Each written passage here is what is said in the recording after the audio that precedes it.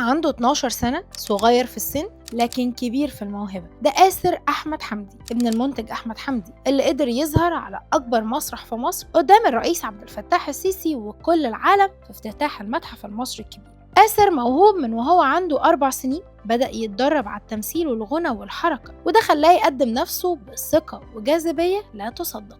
مشاركته في حفل الافتتاح كانت نتيجة تدريباته المكثفة، والنتيجة كل العيون عليه وأداؤه أبهر الجميع. الطفل ده مش بس ممثل صغير، وكمان مغني بصوته، وشارك قبل كده في أعمال فنية زي مسلسل الحشاشين وساعته وتاريخه، وكمان أغنية ناجحة بعنوان بون بون، واشتغل مع نجم كبير زي تامر حسني. آسر قال إن كان حلمه يظهر بالشكل ده، وفعلا اتحقق قدام كل الناس. قابل الرئيس واتكلم معاه واتصور معاه، وحس بالفخر إنه بيمثل مصر قدام العالم كله.